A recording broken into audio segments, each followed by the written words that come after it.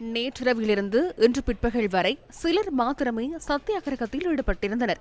இன்று முற்பகல் 10:30 மணி வரையில் நேற்று சத்தியாகிரகம் ஆரம்பிக்கப்பட்ட போது முன்னிலை வகித்த எந்தவொரு அரசியல்வாதியும் குறித்த இடத்திற்கு வருகை தந்திருக்கவில்லை.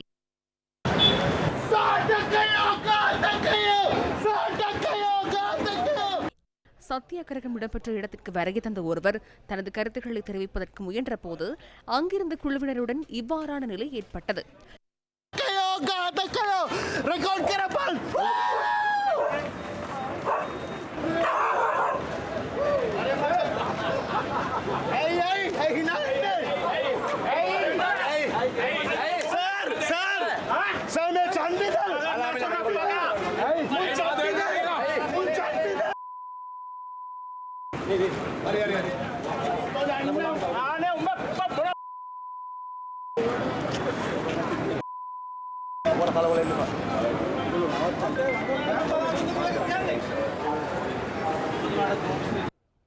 கோட்டாபய ராஜபக்ச, ரணில் விக்ரமசிங்க அரசாங்கங்களில் இந்த பயங்கரவாத செயல்முறை தொடர்பான விசாரணைகளை மேற்கொண்டு போலீஸ் துறைக்கு பொறுப்பாக இருந்த 2 அமைச்சர்களுமே நேற்று முற்பகலை போன்றே நேற்று இரவிலும் சத்தியாகிரகம் நடைபெறும் பகுதிக்கு வருகை தந்திருந்தனர்.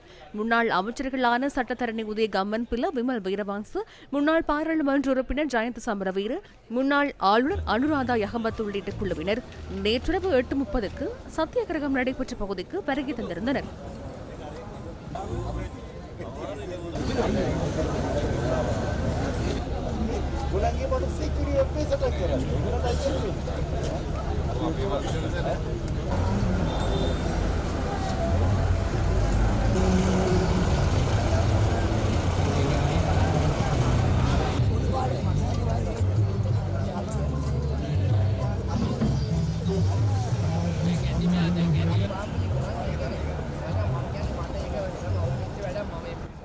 விசாரணைகள் முன்னெடுக்கப்பட வேண்டும் என்று எப்போதும் கூறினோம்.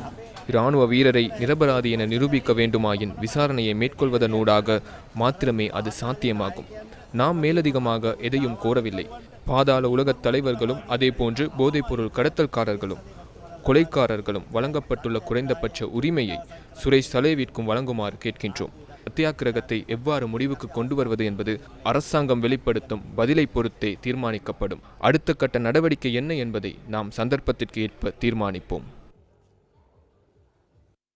தேசிய சுதந்திர முன்னணியின் தலைவர் விமல் வீரவங்ச நேற்றிரவு 10:15க்கு அவ்விடத்திலிருந்து புறப்பட்டுச் சென்றார். பிவிதுரு ஹெல உரிமையவின் தலைவர் சட்டத்தரணி உதய கம்மன் பில நள்ளிரவு 12 மணி கடக்கும் வரை அந்த இடத்தில் தங்கியிருந்த போதிலும் அங்கு வருகை தந்திருந்த ஏனைய அரசியல்வாதிகள் அவ்வப்போது புறப்பட்டுச் சென்றனர்.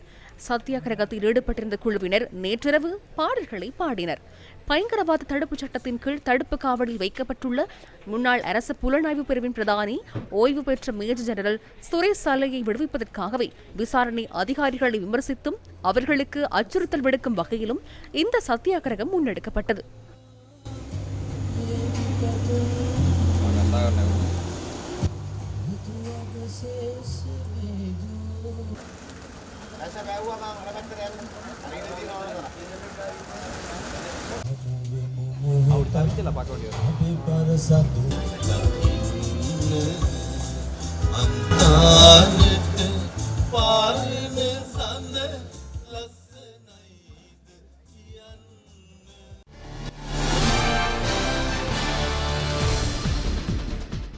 இதனிடையே உயிர்த்த ஞாயிறு தாக்குதலுக்கு பொறுப்பு கூற வேண்டியவர்கள் ஷானி அபிசேகர மற்றும் ரவி செனவிரத்ன என ஸ்ரீலங்கா பொதுஜன பெரமுன ஏற்பாடு செய்திருந்த ஊடக சந்திப்பொன்றில் அதன் பொதுச் செயலாளர் சட்டத்தரணி சாகர கரியவசம் கூறியுள்ளார்.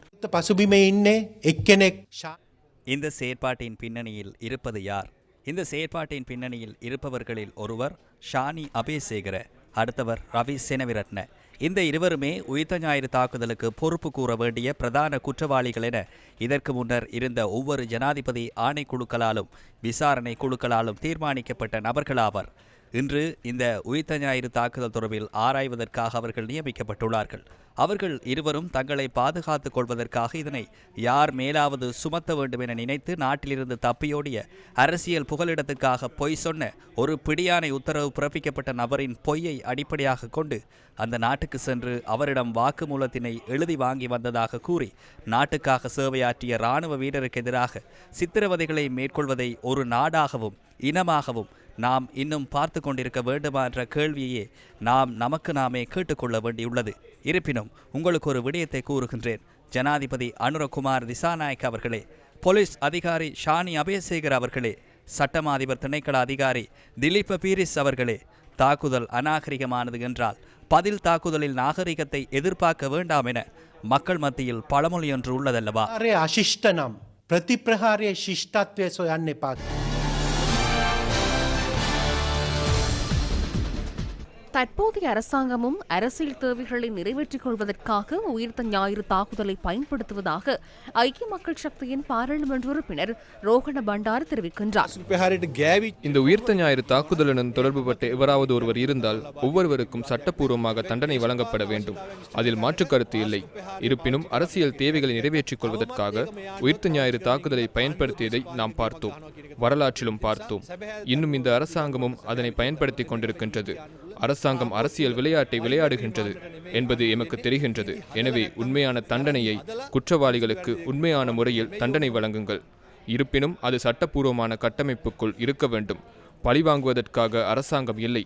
அரசாங்கத்திற்கு இருக்கின்ற பலத்தை பயன்படுத்தி, புலனாய்வு பிரிவின் பலத்தை பயன்படுத்தி உண்மையான சூத்திரதாரிகளை பிடித்துக் கொடுக்க வேண்டும்.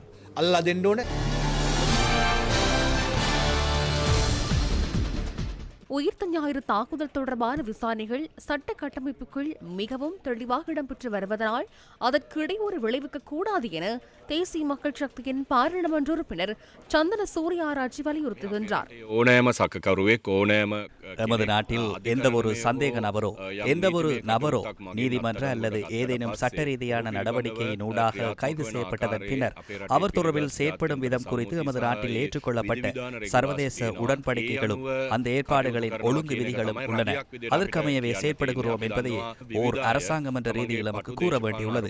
பல்வேறு தரப்பினர் தமது குறுகிய அரசியல் நோக்கங்களுக்காக செய்திகளை உருவாக்கி வருகின்றார்கள் என நாம் அறிவோம். போலீஸ் திணைக்களமும் திருத்தங்களை மேற்கொண்டு அவர்கள் பல்வேறு நோக்கங்களுடன் எழுப்புகின்ற விடயங்கள் அவ்வாறு நடைமுறைப்படுத்தப்படவில்லை என உத்தியோகபூர்வமாக அறிவித்தல்களை வெளியிட்டிருந்தது.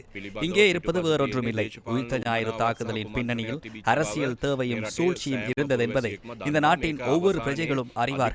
இறுதியில் நீதிமன்றத்தினூடாக இதற்கு சரியான தீர்ப்பு வழங்கப்படாமை மாத்திரமே இப்போது மிகுதியாகியுள்ளது.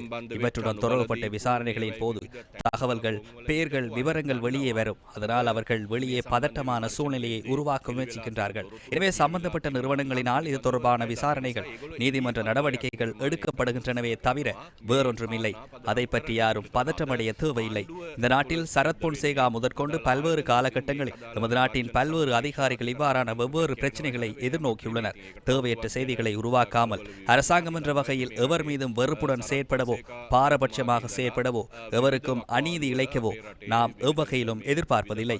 இவை அனைத்தும் மிகவும் வெளிப்படைத்தன்மையுடன் தெளிவாக நாட்டின் ஏற்றுக்கொள்ளப்பட்ட சட்ட நிறுவனங்களுக்குள் இடம்பெறும் விசாரணைகள் மற்றும் நீதிமன்ற கட்டமைப்புக்குள் இடம்பெறும் விசாரணைகள் செய்யப்படும் வழக்கு இதுவாகும்.